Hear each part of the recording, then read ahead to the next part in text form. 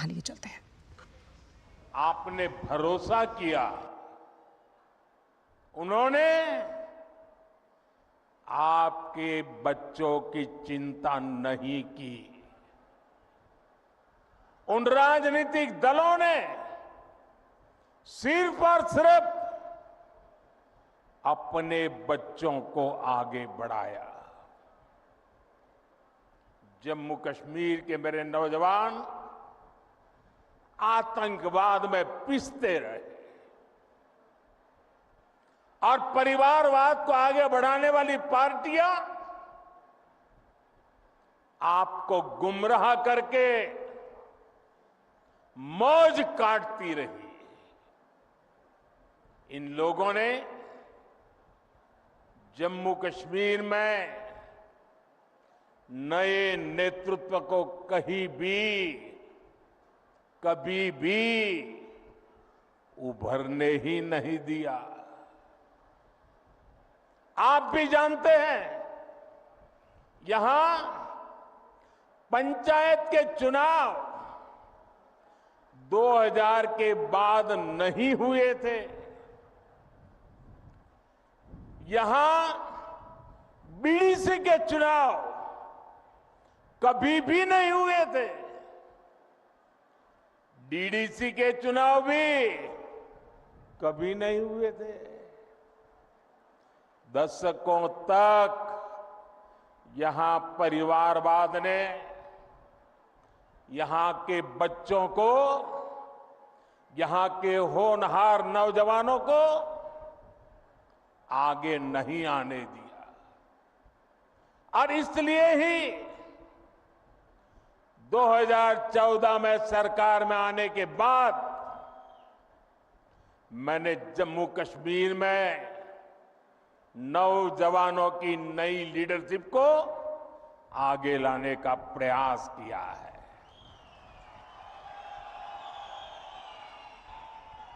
फिर 2018 में यहां पंचायत के चुनाव कराए गए। 2019 में बीडीसी के चुनाव हुए और 2020 में पहली बार डीडीसी के चुनाव कराए गए।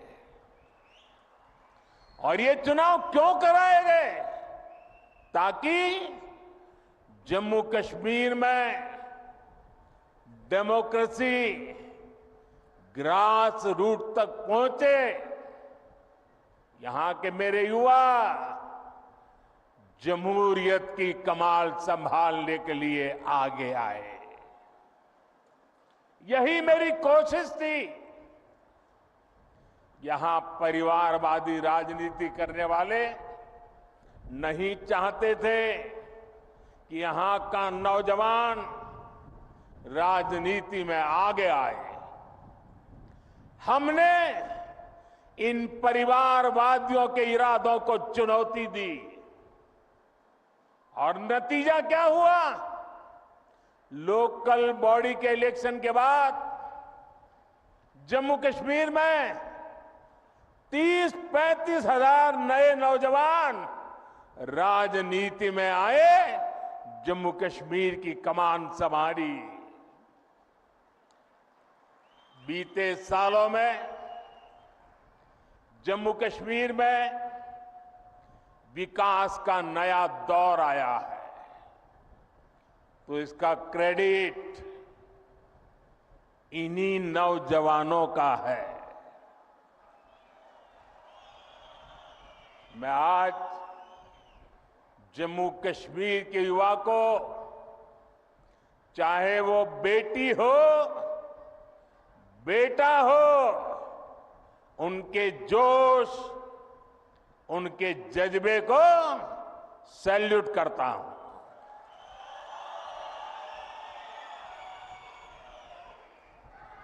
साथियों, जम्मू कश्मीर का इस बार का विधानसभा चुनाव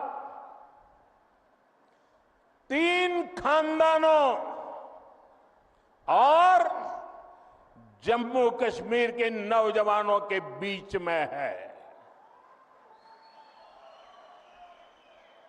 एक तरफ तीन खानदान है और दूसरी तरफ सपने लेकर के निकल पड़े जम्मू कश्मीर के मेरे नौजवान बेटे बेटियां हैं।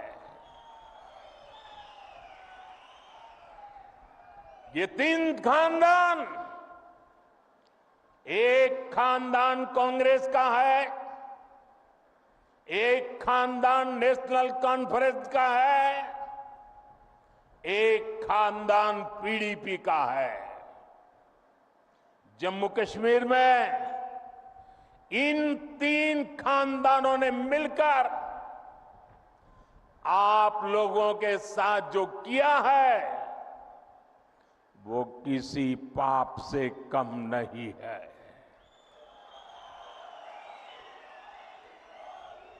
ये तीनों खानदान जम्मू कश्मीर को दशकों दशक तक बर्बादी देने के जिम्मेदार है। इन तीन खानदानों ने यहां करप्शन को बढ़ावा दिया।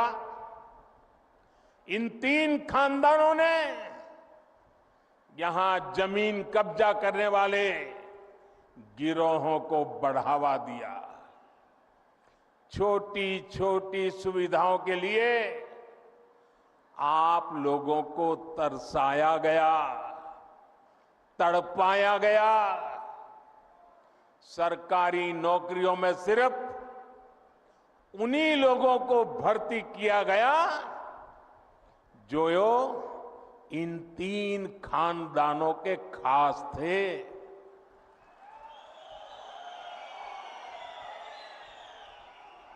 इन तीन खानदानों ने ही यहां अलगाव और आतंक के लिए जरूरी जमीन तैयार की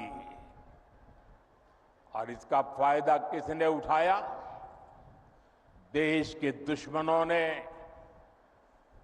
ये लोग आतंकवाद को इसलिए पाल पोस रहे थे ताकि इनकी अरबों खरबों की दुकान चलती रहे। आप सुन रहे थे प्रधानमंत्री को, जो कि डोडा जम्मू से चुनावी रैली को संबोधित कर रहे थे। यहाँ पर साफ तौर पर प्रधानमंत्री ने कहा कि जम्मू कश्मीर की अगर बात की जाए तो परिवारवाद को बढ़ाती हुई पार्टियों ने सिर्फ अपने बारे में सोचा। जब लोक कल्याण और समाज हित की बात, यानी कि जो वहाँ का आवाम है उसके हित की आई, तो उन्होंने उनके हित के बारे में ना सोचकर सिर्फ अपने बारे में सोचा। और अब जब 370 हटने के बाद संवैधानिक प्रक्रिया के अंतर्गत वहाँ चुनाव होने जा रहे हैं, तो ये लोकतंत्र की सबसे बड़ी जीत है। और फिलहाल समाचारों में इतना ही। दीजिए इजाजत। नमस्कार।